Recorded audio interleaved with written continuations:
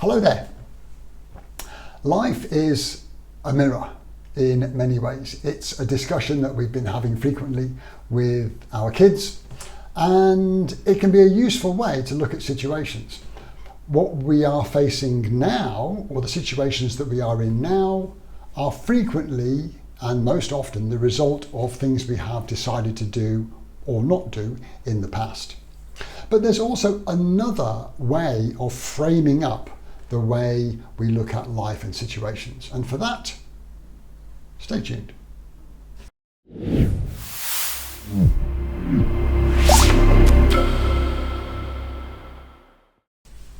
Hey there, Ian here once again, and it's a pleasure to be able to be with you. I hope this is catching you happy, healthy and strong.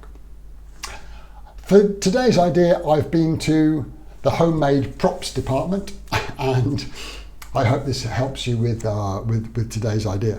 Now, as I was saying before, when we are faced with adversity, when our team has performed badly or we've got a poor result and things aren't going so well, it's very, very tempting to blame and complain and moan about situations. But it's a much more positive thing to do to frame up the way we look at situations, particularly when they've gone wrong, and imagine that frame as a mirror. Now, that might be quite hard to do if we're running a team or we've been responsible for a project and that project has gone wrong or has produced a bad result. To look at the frame as a mirror is a difficult thing to do. But particularly when we're in a position of leadership, it can be very powerful. What have we done, using it as a mirror, what have we done to contribute to the results of that team? How have we set the culture? How have we chosen what projects to pursue? We also may have had a hand in recruiting that team and developing them. So looking first at that frame and imagining it as a mirror is a very powerful first step to getting better results. But there's another way to imagine this frame, and that is when the team has done a great job. Then it's very, very tempting to use the mirror analogy and pat ourselves on the back and say how great we have performed. But it's much more powerful to imagine that frame and look through it as a window and congratulate our team, give them a pat on the back and give them the kudos and the spotlight. People know what you have done to contribute to that result, but now is not the time for giving yourself the congratulations. If you like sport and movies, and I happen to like both, there's a great scene in the film Moneyball. Now, Moneyball is a film about baseball. It's also the true story of the Oakland Athletics and the way that they recruited their team members in a very unorthodox way. Now, just to frame up the context, Billy Beane is the real life character played by Brad Pitt in the film.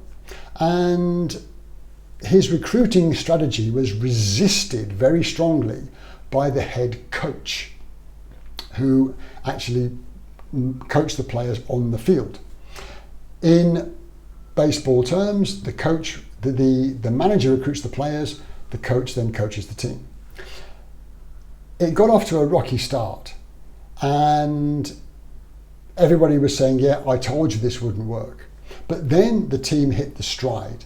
It hit the concept that the general manager, Billy Beane, envisioned when he recruited the players. Now they're watching a match on the TV, and they've just won the 7th game in a row. And the TV commentator is saying, yeah, the Oakland A's have gone 7 in a row. And the only reason that they're doing so well is the calming influence of the coach.